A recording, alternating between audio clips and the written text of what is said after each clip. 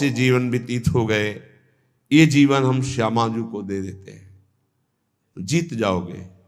बाजी जीवन की यहां लगाई जाती है, रुपए पैसे की नहीं, यहां जीवन की बाजी। त्यक्त्वा सर्वान गृह द्वार, सब एक दांव में रख दिया पूरा जीवन, तो जीत जाओगे। नागरीदासी जन्म जितायो बलिहारी बलिहारी, बलिहारी है युगल सरकार, बिहारी बिहारी जू, आपने हमें जिता दिया, जीत गए, अब कोई संशय नहीं, जीत गए, पक्का जीत गए। श्रीधाम वृंदावन मिला, प्यारी जू का नाम मिला, प्यारी जू की शरणागति मिली, रोज सत्संग मिल रहा है, अब कह सकते हैं अहो भाग्य हैं, अब हम जीत गए। प्यारी जू के चरणारविंद की प्रीति, प्यारी जू के चरणारविंद की सेवा निश्चित मिलेगी, निश्चित। हम अनन्य भाव से केवल इस द्वार को ना छोड़ें, अपनी टेक पक्की होनी चाहिए, उधर से तो बड़ी उदारता ही उदारता है। यदि ऐसा नहीं तो संत वाणी, महापुरुष जन कहते हैं, शोक स्थान सहस्त्राणी भय स्थान शतानिच, दिवसे दिवसे मूढ़ माविशंति नौ पंडितम।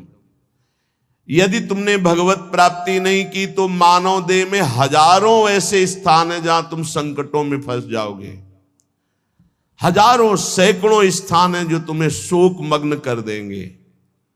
प्रतिदिन तुमसे ऐसे कर्म बनेंगे जो तुम्हारी दुर्गति करा देंगे।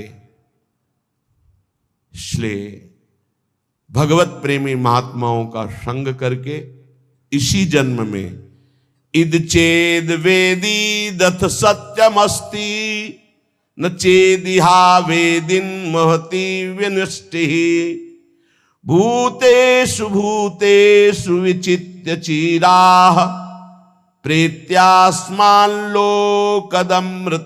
भवन्ति।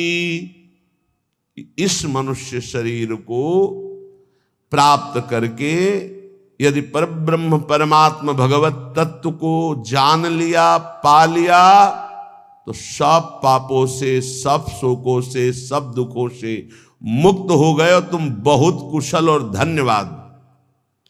और यदि इस शरीर के रहते ना चेदिहा वेदिन महति विनष्टे, इस शरीर के रहते रहते तुमने भगवत प्राप्ति नहीं की, उस ब्रह्म तत्व को नहीं जाना, तो तुमने अपना सर्वस्व विनाश कर लिया। ये वेद कहता है। सोचो, बुद्धिमान पुरुष हो, सोचो, तुम्हारे जीवन का लक्ष्य भगवत प्राप्ति है। यदि भगवत प्राप्ति कर ली, इह चेद वेदी दथ सत्यमस्ति, यदि तुमने उस परम सत्य को पा लिया, जान लिया, तो बहुत कुशल हो, धन्यवाद, तुम्हारा परम मंगल हो गया। यदि भगवत प्राप्ति शरीर रहते हुए नहीं की, ना चेदिहा वेदिन महते विनष्टि, बहुत बड़ी हानि हो गई, तुमने अपना सर्वनाश कर लिया, कुछ नहीं तेरे पास है। सोचो, ऐ बुद्धिमान, तुम्हारे को बुद्धि मिली, सोचो, परम पुरुष परमात्मा की प्राप्ति अमृत स्वरूप है, इस जन्म में उसको प्राप्त कर लो। वो परमात्मा कैसा है? एको देवः सर्वभूतेषु गूढ़ः सर्वव्यापी सर्वभूतांतरात्मा कर्माध्यक्षः सर्वभूताधिवासः साक्षी चेता केवलो निर्गुणश्च। वेद कहता है वह परमात्मा एक है, दो नहीं है। ये जितना अलग अलग मेड़ बंधी, वो सब मेरे ही प्रभु के नाम हैं, मेरे ही प्रभु के संप्रदाय हैं, मेरी ही प्रभु की आराधना, कोई और नहीं। हम किसी और की आराधना नहीं करते, ध्यान रखना। हमें किसी और की कृपा की आकांक्षा नहीं है। यहां जो भी हो रहा यंत्रवत हो रहा, मेरी स्वामिनी जी करवा रही। और जो नाम रूप लीला धाम प्रभु का एक भी अंग स्वीकार किए है, वो मेरा गुरु है, वो मेरा परम पूज्य है। मैं किसी और का पूजन नहीं करता हूं, मैं अपने गुरु का पूजन करता हूं, मैं अपने इष्ट का पूजन करता हूं। यहाँ इष्ट श्यामा श्याम और पार्श्व में जितने विराजमान हुए हैं और होंगे और होते रहेंगे वो सब मेरे गुरु होंगे। अखंड मंडलाकारम व्याप्तमेन चराचरम तत्पदम दर्शितमेन तस्मै श्री गुरुवे नमः। सबय संत गुरुदेव हैं व्यास या परतीति। एको देवः, ये वेद कह रहा है, बिल्कुल स्पष्ट, ये दिमाग में बैठा लो। परमात्मा कैसा है? एको देवः, वो एक है। सर्वभूतेषु गूढ़ा, उस समस्त शरीरों में गूढ़ रूप से छुपा हुआ है। वो रहस्य रूप से छुपा छुपी का खेल खेल रहा है। समस्त शरीरों में एक ही परमात्मा है।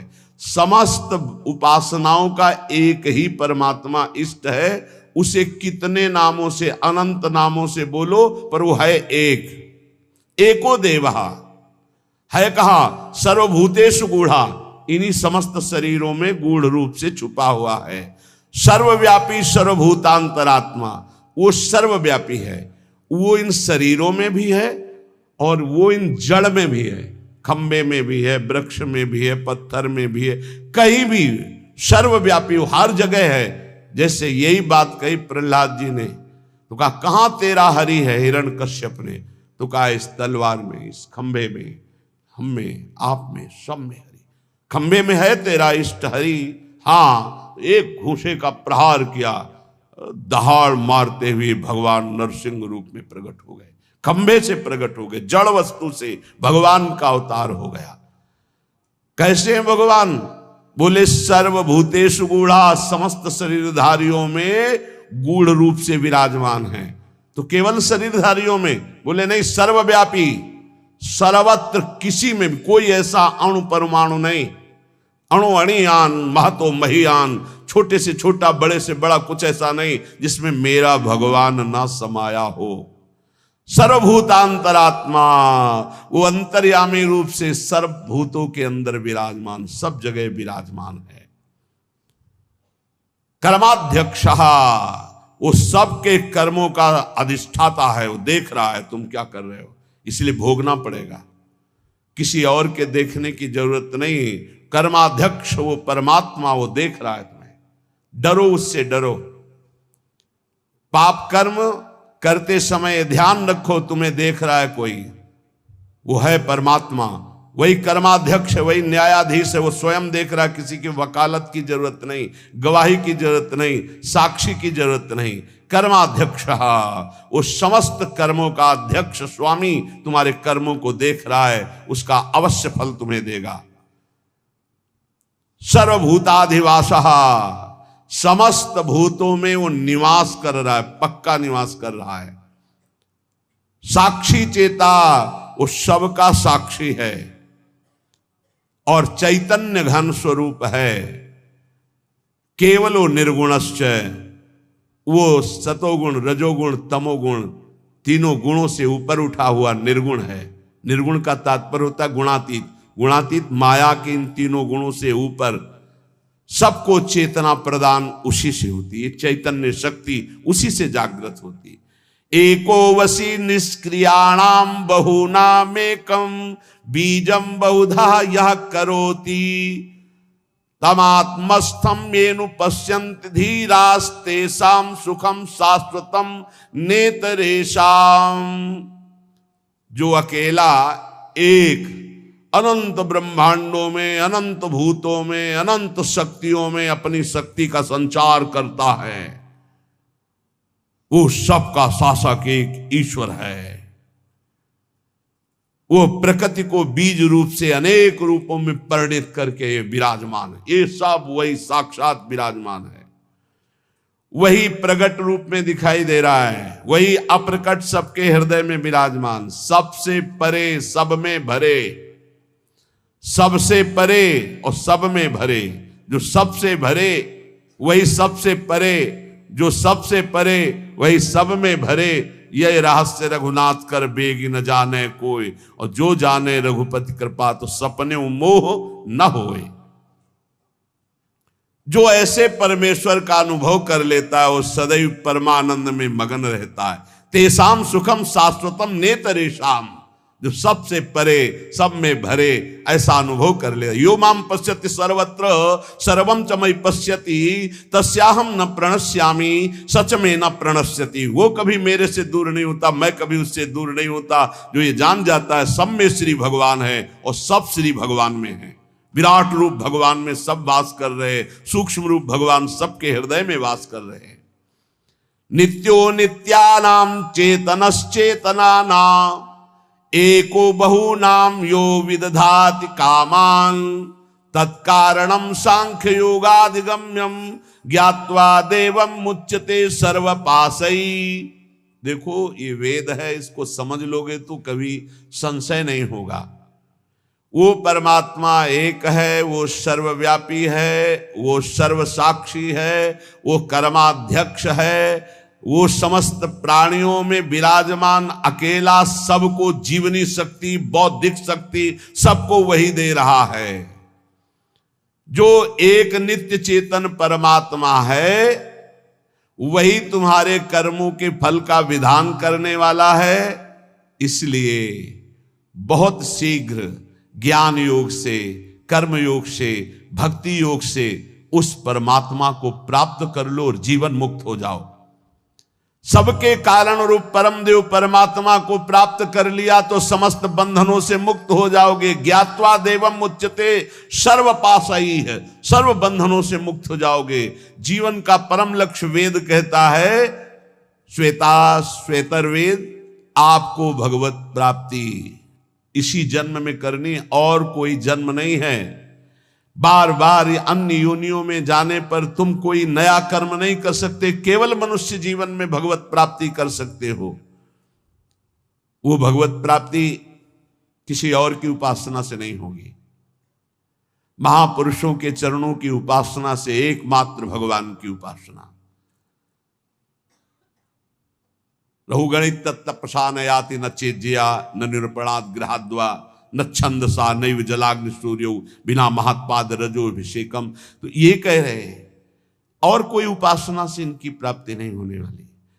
अगर आप समझते हो कि अन्य कोई, तो इनका प्रवेश ही नहीं है।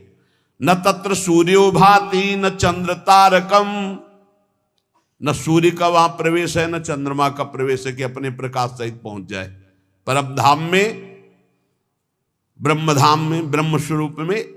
न तत्र सूर्यो भाति न चंद्र तारकम नेमा विद्यतो भांति कुतोयम अग्नि नाग्नि न बिजली न चंद्रमा न सूर्य। इन तेज त्रिभुवन को प्रकाशित करने वालों की सामर्थ्य नहीं कि उसमें प्रवेश पा सके। तमेव भांतम अनुभाति सर्वम तस्या भाषा सर्वमिदं विभाति। क्योंकि ये सब उससे प्रकाशित होते हैं, उसी परमात्मा तत्व से। इसलिए जो सबका परम प्रकाशक है उस परमात्मा की प्राप्ति इसी देह में, मनुष्य देह में आप कर सकते हैं। जो इस मनुष्य देह को प्राप्त करके भगवत प्राप्ति नहीं करता है वो अपना भारी पतन कर रहा है। पर भगवत प्राप्ति कौन कर सकता है? जिसको कोई भी त्रिभुवन का भोग ललचाए ना, भ्रष्ट ना कर पाए। ये तैयारी करनी पड़ेगी ये सत्संग से। और पक्का हमने देखा, पक्का देखा है और देख रहा हूं, जैसे जैसे सत्संग हो रहा है, जैसे जैसे भजन हो रहा है, जैसे जैसे बात समझ में आ रही, तो सबसे बड़ा तूफान जीवन का होता है नव यौवन अवस्था। बहुत ध्यान से प्रसंग सुनना है। जब तक भोगों की आसक्ति आपके अंदर किसी भी भोग की रहेगी तब तक आपको भगवत प्राप्ति का उत्साह नहीं होगा। एक बार ये जो प्रसंग चल, एक बार नचिकेता नाम के ब्रह्म ऋषि के पुत्र थे वो, तो उनका जन्मोत्सव मनाया जा रहा था। तो जन्मोत्सव में अब वो ब्रह्म ऋषि थे तो बहुत से ब्रह्म ऋषियों को बुलाया, मंत्रोच्चारण हुए वेदों के, फिर गौवें दान की। तो नचिकेता ने देखा गलत हो रहा है, उन्हीं का जन्मोत्सव था। अच्छी अच्छी गौवें गौशाला में रख ली गई हैं और जो कम दूध देती हैं या जो दूध देना छोड़ने वाली हैं वो गौवें दान की जाए। तो उन्होंने दान करते समय ही पिता से कहा कि मुझे ये आपकी दान पद्धति ठीक नहीं लग रही। ऋषि पुत्र ऋषि थे, तो एक तरह से पिता का अपमान हो रहा है और पिता की निंदा हो रही है। उन्होंने कहा आप ये ऐसी दुबली पतली गवें दान कर रहे हो, स्वस्थ गवें, नई ब्याई हुई गवें आप दान नहीं कर रहे हैं। ये दान पद्धति के विपरीत आप दान क्यों कर रहे हैं? गवें किसके लिए रखे हैं? मेरे लिए ना, मैं पुत्र हूं ना, तो आप दान मेरे लिए ही तो कर रहे हैं, तो आप ऐसा दान क्यों कर रहे हैं? तो मेरे को किसको देते हैं? मेरे लिए गवें तो मेरे को किसको देते हैं? तो उनका तुम्हें मृत्यु को देता हूं, जा। बड़े क्रोध में हुए और जा यमपुरी की यात्रा कर। और वो ब्रह्म ऋषि, एक एक शब्द सत्य होता है सत्य बोलने वालों का। तत्काल यमपुरी के लिए नचिकेता, अब अपराध था नहीं, इसलिए सशरीर यमपुरी गए। अब जे ही यमपुरी में पहुंचे तो जो 12 महाभागवत है उनमें एक धर्मराज जी को भी कहा गया है। पापियों के लिए वो यम भयानक रूप है और धर्मात्माओं के लिए धर्मराज स्वरूप है।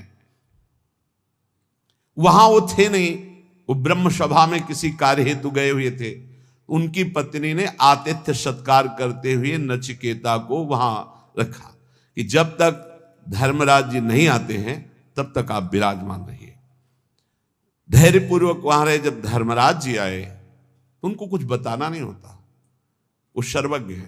तत्काल देखा कि हाँ इनका कैसे आगमन हुआ, जान गए, बहुत प्रसन्न हुए। हे ऋषि बालक, मैं तुम्हें हृदय से सम्मानित करता हूं, मेरा आतिथ्य स्वीकार करो। अर्घदान किया धर्मराज जी ने और कहा मैं तुम्हारी धर्मनिष्ठा, सत्यनिष्ठा और परम पवित्र दूसरों के प्रति सुख बुद्धि का नमस्कार पूर्वक प्रशंसा करता हूं। मैं बहुत प्रसन्न हूं, बोलो तुम क्या चाहते हो? उन्होंने कहा मैंने सुना है कि आपको ब्रह्म बोध है, अध्यात्म विद्या के आप परम ज्ञाता हैं, मैं आपसे आत्मज्ञान चाहता हूं। उनका नहीं, तुम पृथ्वी का सम्राट पद स्वीकार करो, सुंदर सुंदर नवयुवतियां रानियों के रूप में तुम्हें मिलेंगी, मैं तुम्हें सम्राट पद में अभिषिक्त करूंगा। मृत्युलोक का सबसे बड़ा बलशाली, स्वस्थ रहकर हजारों वर्ष तक भोगों को भोगने वाला, चिंतित पदार्थ तत्काल उपस्थित हो जाएंगे, जो सोचोगे वही हो जाएगा, ऐसा तुम्हें आशीर्वाद देता हूं। बोले नहीं चाहिए, मुझे आत्मज्ञान चाहिए, छोड़ो। मैं तुम्हें स्वर्ग का देवराजेंद्र पद देता हूं, नवीन नवीन अप्सराएं तुम्हारी सेवा में रहेंगी, समस्त भोग वैभव देवता तुम्हारे अधीन रहेंगे, ऐसा मैं तुम्हें वरदान देता हूं। बोले नहीं चाहिए, मुझे सिर्फ आत्मबोध चाहिए, आत्मज्ञान चाहिए। क्या क्या नहीं लालच दिया। जब कोई भी बात स्वीकार नहीं का, आत्मज्ञान चाहिए, तब बोले श्रेयश्च प्रेयश्च मनुष्य में तस् तौ संपरित्य विविनक्ति धीरः श्रेयो ही धीरे भी प्रेयसो व्रणीते प्रेयो मंदो यज्ञ क्षेमात् व्रणीते। हे नचिकेता, तुम महान हो। जब कोई भगवत मार्ग में चलना चाहता तो उसके सामने दो वस्तुएं होती है, एक श्रेय और एक प्रेय। श्रेय कहते हैं जिससे भगवत प्राप्ति होती है, प्रेय कहते हैं जिनसे भोगों की प्राप्ति होती है। दोनों सामने रखे जाते हैं। किनके? हमारे तुम्हारे ऐसे साधारण के नहीं, जिनका दृढ़ लक्ष्य बन गया भगवत प्राप्ति। अब जो भोग चाहिए वो सब मिलेगा, उसको फ्री मिलेगा, भोगो, और उत्तम भोग उसको एकांत में दिया जाएगा, भोगो। अगर प्रेय भोग लिया तो श्रेय की प्राप्ति का अधिकार क्षीण होने लगता है। अगर प्रेय को ठुकरा दिया तो श्रेय की प्राप्ति, श्रेय माने कल्याण, परम भगवत प्राप्ति, परमानंद की प्राप्ति, प्रेय भेजा जाएगा। यहां तो प्रेय के लिए ही श्रेय को स्वीकार कर रहे, भगवान को साधन मान रहे हैं और भोगों को साध्य मान रहे हैं, जबकि साध्य भगवान होने चाहिए, भोगों को साधन बना दो। नचिकेता, तुमने प्रेय को ठुकराया है, तुम श्रेय के अधिकारी हो। ध्यान देना, ये भगवत पार्षद हैं सब, ऐसे आप आगे नहीं बढ़ेंगे, आपके लिए भेजा जाएगा, ये ले लो भगवान को छोड़ो, ये ले लो भजन छोड़ो, ये ले लो। कोई वासना लेके जाओगे, भरपूर वो वासना की पूर्ति की जाएगी भजन छुटवाने के लिए। ये अंदर बैठा, ये संत वाणी इसीलिए सुना रहे बड़े बड़े महापुरुषों की। प्रेय और श्रेय दोनों साधक के सामने रखे जाते हैं। बुद्धिमान उपासक को दोनों पर भली भांति विचार करना है कि ये प्रेय तो बहुत जन्मों में भोग चुका हूं, अब इस जन्म में नहीं, इस जन्म में मुझे भगवत प्राप्ति करनी है।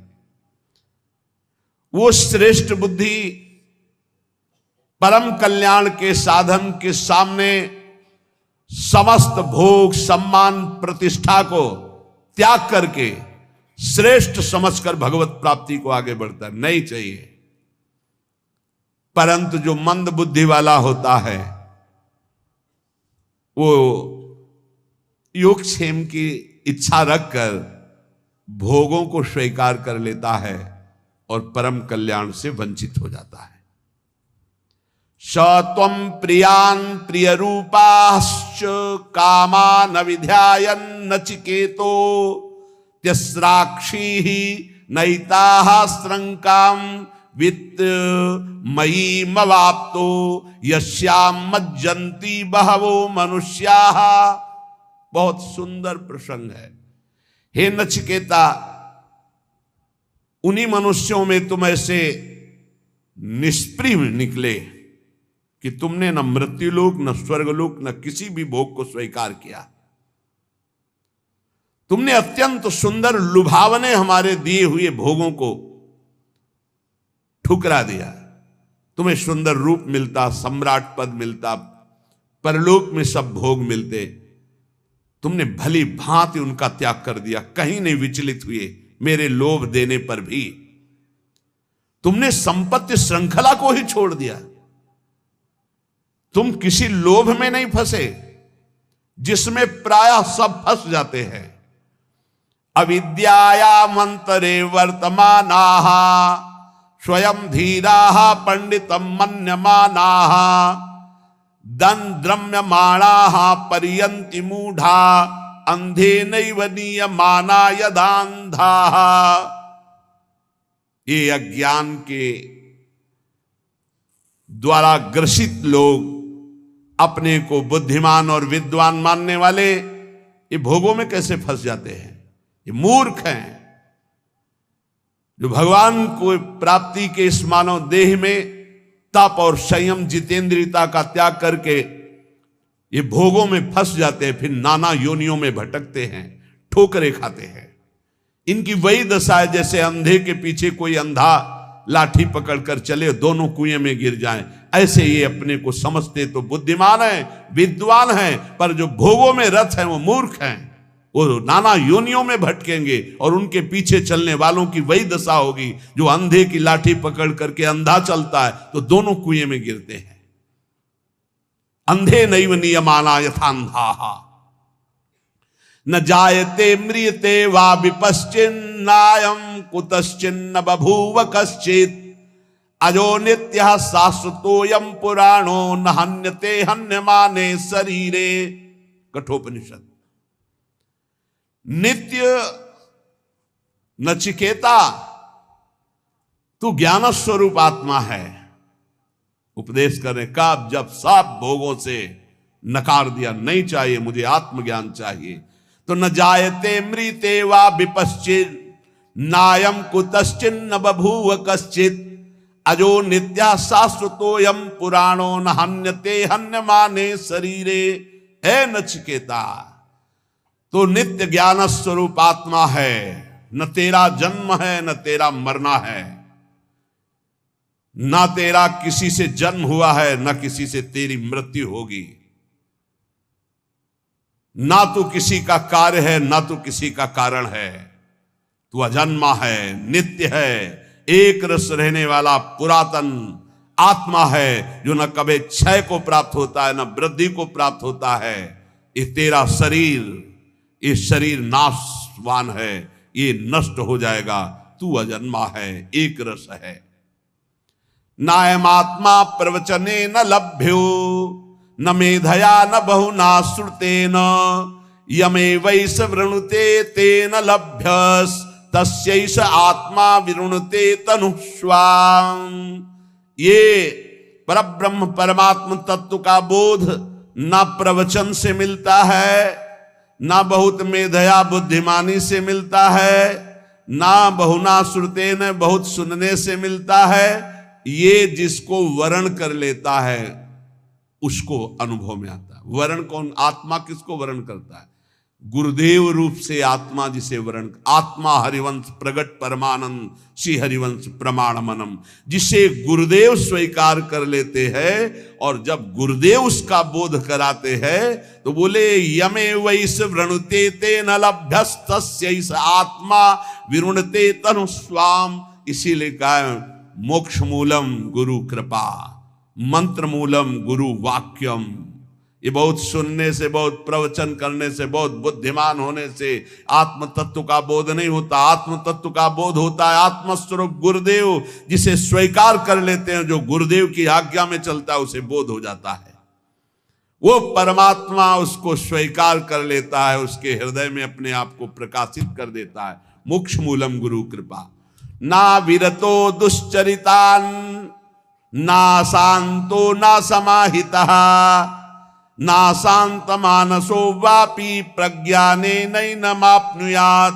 हे नचिकेता, सूक्ष्म बुद्धि के द्वारा भी उस आत्म तत्व को नहीं जाना जा सकता, क्योंकि वो बुद्धि के जानने में आने वाला तत्व नहीं है। गोस्वामी तुलसीदास जी, राम अतर्क बुद्धि मन बानी यह हमार मत सुनहु भवानी। बुद्धि मन वाणी इनकी तर्कना राम जी तक नहीं पहुंच सकती। राम जी आके इसमें विराजमान हो जाते हैं। बिल्कुल वही बात, न प्रवचन सुनने से, न प्रवचन करने से, न बहुत बुद्धिमान होने से परमात्मा की प्राप्ति कर ले, ऐसी बात नहीं है। परमात्मा जिसे स्वयं गुरु रूप से वर्ण करके कृपा करता है, उसके हृदय में वो बोध रूप से प्रकाशित हो जाता है।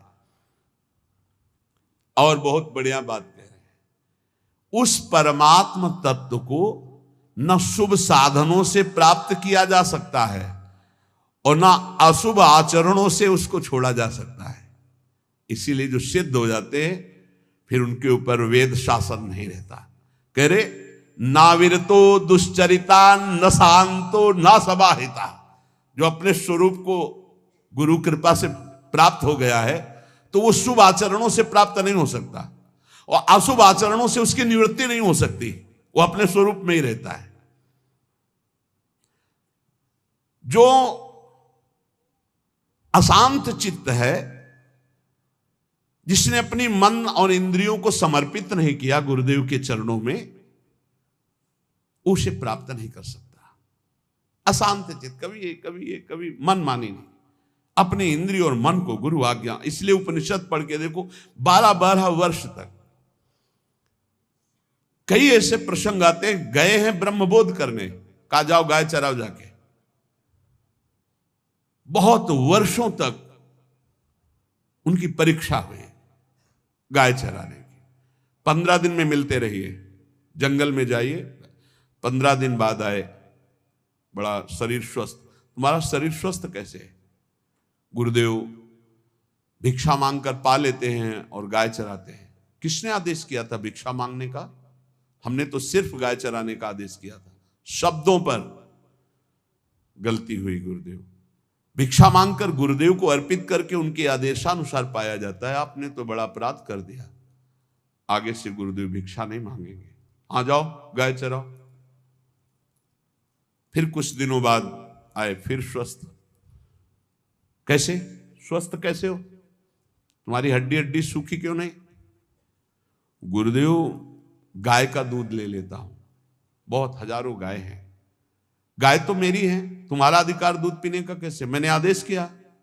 नहीं गुरुदेव, बिना आदेश के हमारी गायों का दूध लेना मतलब चोरी करना, यह अपराध है। जी जाओ गाय चराओ। फिर काफी दिनों बाद आए तो फिर स्वस्थ कैसे हो? गुरुदेव, बछड़ों से जो फेन गिरता है तो हजारों गाय मैं फेन चाट लेता हूं, इसलिए प्राण पोषण होता है। हमारे बछड़े बड़े दयालु हैं, तुम्हें इस दशा में देख करके वो दूध अधिक गिरा देते, फेन गिरा देते, इसलिए चाट लेते। आज से वो भी नहीं चाटोगे? जी गुरुदेव। अब सब मना हो गया। एक दिन बहुत भूख लगी, आक अकौड़ा, उनको पता नहीं था कुछ जंगलों का, तो उन्होंने आक के फूल और पत्ते काफी चबा लिए। वो जहर होता है, आंखें अंधी हो गई, वो एक कुएं में गिर गए। और उन्होंने पुकारा गुरुदेव गुरुदेव गुरुदेव। जब नियत समय पर गुरुदेव के लिए पहुंचे तो गुरुदेव की पुकार जो उनके हृदय में हुई वो उनको झंकृत की। उन्होंने कहा कि खोज करो, कुछ संकट है शिष्य पर। गौएं खोजी गई तो जिस दिशा में मिली वहां आवाज लगाई गई तो एक कुआं से आवाज आ रही थी, गुरुदेव गुरुदेव। नजदीक पहुंचे, उनका बेटा तुम्हारी ये दशा कैसे हुई, कुएं में कैसे गिर गए? तो उनका गुरुदेव मुझे पता नहीं, मैंने किसी वृक्ष के पत्ते और फूल पा लिए। तो उनका आज्ञा कहाँ थी? आज्ञा के विरुद्ध क्यों किया? तुम्हें उपवास करना चाहिए था। तो गुरुदेव आखिरी गलती, अब जीवन में कभी गलती नहीं होगी, मेरी आंखें चली गई हैं। तो उनका मैं अभी मंत्र तुम्हें देता हूं, अश्वनी कुमार देवताओं के वैद्य आएंगे और तुम्हें औषधि देंगे, अभी तुम दिव्य नेत्र वाले बन जाओगे। गुरुदेव ने मंत्र उच्चारण किया, अश्वनी कुमार आ गए।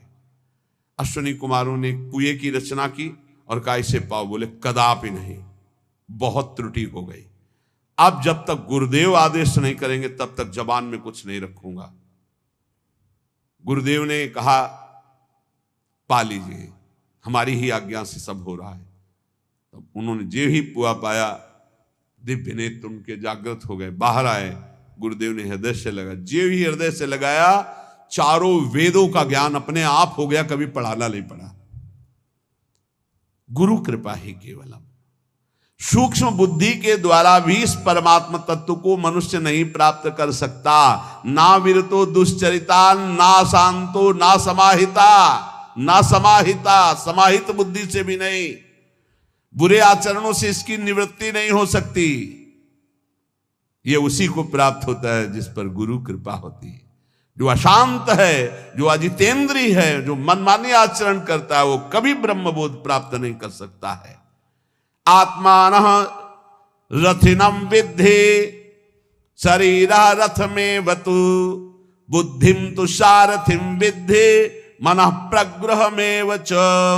हे नचिकेता, तुम ऐसा समझो कि जीवात्मा रथी है, रथ का स्वामी है। शरीर ये रथ है, बुद्धि सारथी है, और इंद्रियाणि हयानाहुर विषयास्तेषु गोचरान। इंद्रियां घोड़े हैं और विषय वो रास्ता है जहां इंद्रिय रूपी घोड़े ले जाते हैं। बहुत सुंदर। इंद्रियों के घोड़ों की आत्मेन्द्रिय मनोयुक्तम भोक्त्याहुर्मनीषिणः। इंद्रियों रूपी घोड़ों की लगाम मन है। बहुत सुंदर रूपक से वर्णन कर रहे हैं। शरीर एक रथ है, इसमें बैठा हुआ रथी जीवात्मा है, इंद्रिय इसके घोड़े हैं, मन इसकी लगाम है। इन घोड़ों के चलने का रास्ता शब्द स्पर्श रूप रसगंध, ये 5 विषय हैं जिनमें मना कष्टान इंद्रियाणी प्रकृति स्थानी कर सती। जीवात्मा जो भूला हुआ अपने स्वरूप को है, बुद्धि लगाम ढीली की है, इंद्रिय रूपी घोड़े विषयों में भाग रहे, दुर्गति, पक्का दुर्गति। यस्त्व विज्ञानवान भवत्युयुक्तेन मनसा सदा तस्येन्द्रियाण्यवस्यानि दुष्टास्वा इव सारथे। जो विवेकहीन है, गुरु कृपा का आश्रय नहीं लिए है, उसकी बुद्धि रूपी सारथी बहुत ही नशे में होती है। वो ऐसे लगाम ढीली किए रहती है, मन रूपी लगाम, जहां मन जाना चाहे। वो इंद्रिय रूपी घोड़े खूब विषयों में विचरते और मनमाना पाप करते हैं और सर्वनाश कर देते हैं, रथ का भी और रथी की तो दुर्गति ही हो जाती है। वस्तु विज्ञानवान भवति युक्तेन मनसा सदा तस्येन्द्रियाणि वश्यानि सदस्वा इव सारथे। जो गुरु कृपा पात्र है वो विवेकवान होता है। विवेकवान सारथी मतलब प्रवीण सारथी, लात लगा करके लगाम को बिल्कुल कसे, इंद्रिय रूपी घोड़े उधर ही जिधर इशारा अन्यथा नहीं वहीं रोक दिया। वस्तु विज्ञानवान भवति, गुरु कृपा से जो तत्व को जानता है, युक्तेन मनसा सदा, युक्ति से मन रूपी लगाम को खींचे हुए है, तो तस्येन्द्रियाणि वश्यानि, इंद्रिय रूपी घोड़े उसके वश में हैं, सदस्वा इव सारथे, अब सारथी के अनुसार वो सही मार्ग में चलते हैं।